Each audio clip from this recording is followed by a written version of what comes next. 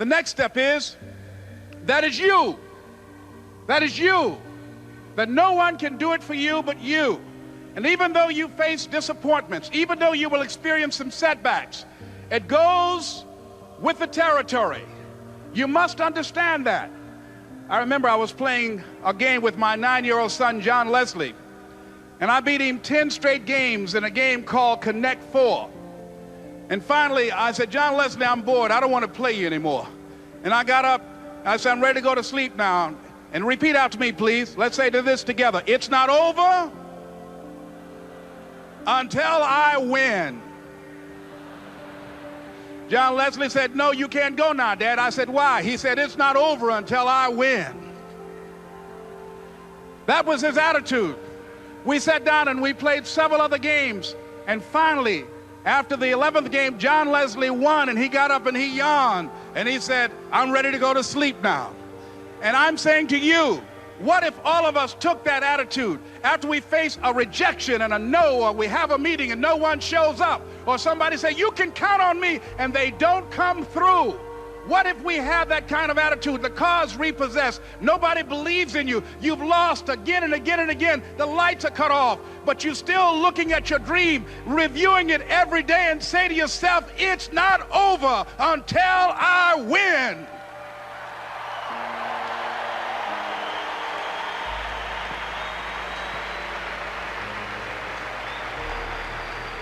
Life will yield to you. Now here's the next step. Repeat after me, please. It's possible. I can live my dream. It's necessary. I work on myself. Surround myself with winners. Become creative. It's me. I've got to make it happen. It's not over until I win.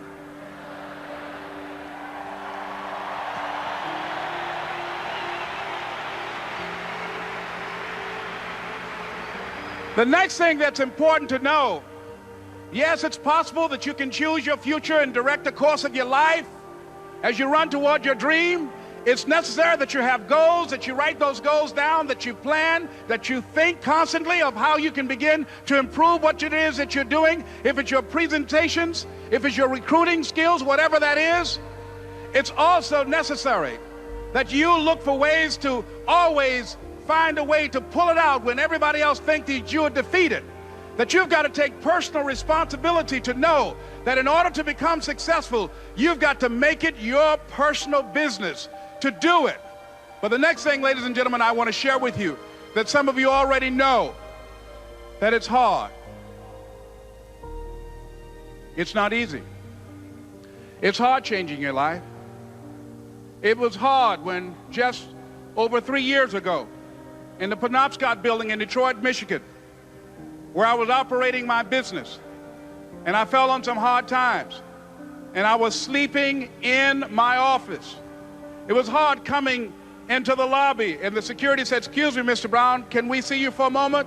And I said, yes. And I walked up to the counter, and he gave me an envelope. And he said, would you mind reading it here? And I opened the envelope, and the envelope was from management that said, this is an office tower. It's not a hotel. Please do not sleep in your office.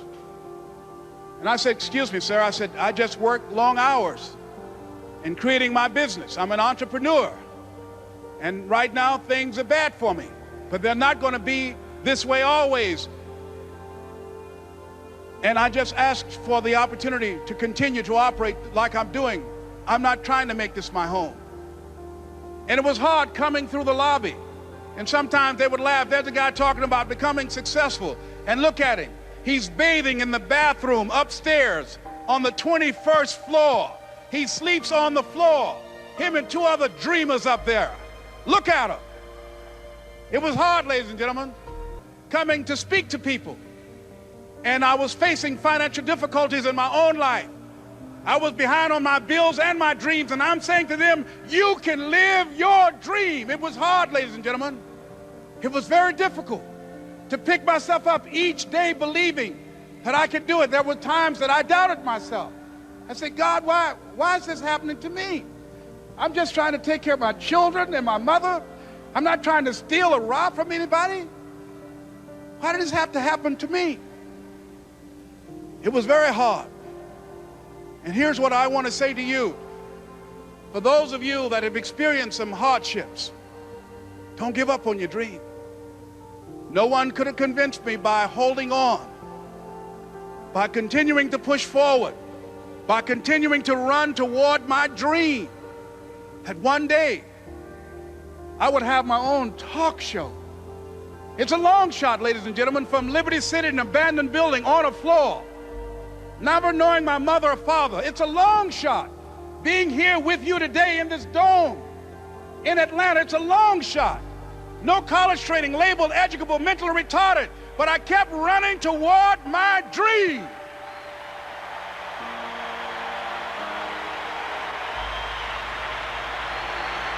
Don't stop.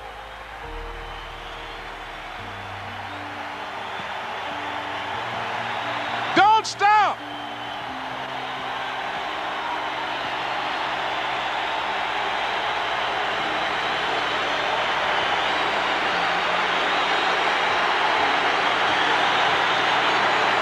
Don't stop running toward your dream.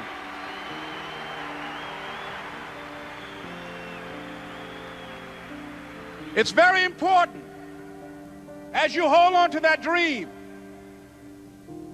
There are moments when you're going to doubt yourself. There are rough times that are going to come, but they have not come to stay. They have come to pass. It's very important for you to know that. Don't say I'm having a bad day. Say I'm having a character building day.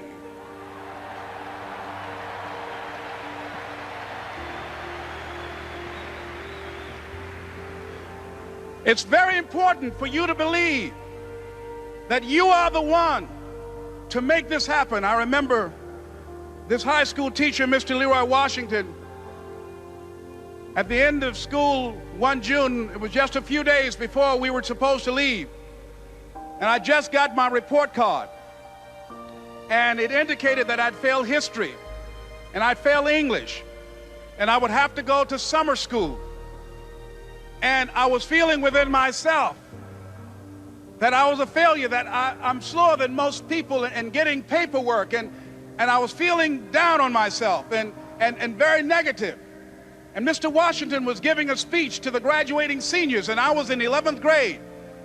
And even though I wasn't supposed to be in there, I went in there because the speech he was giving, that speech was for me.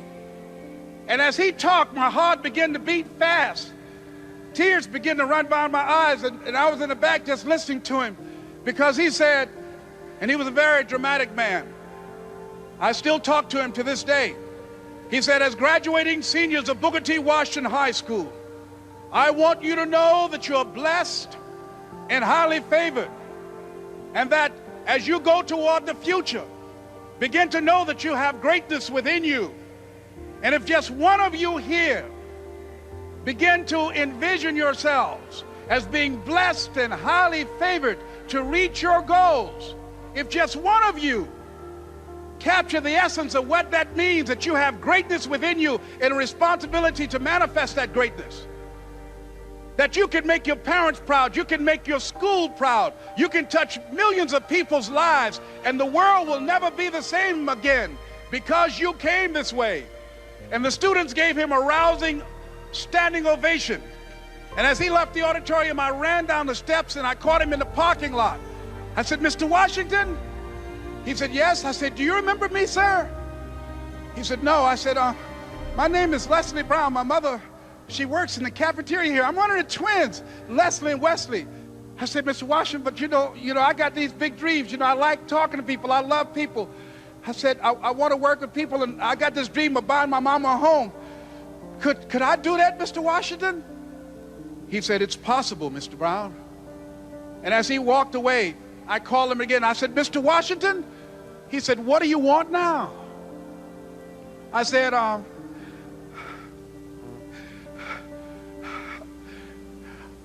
the one, sir.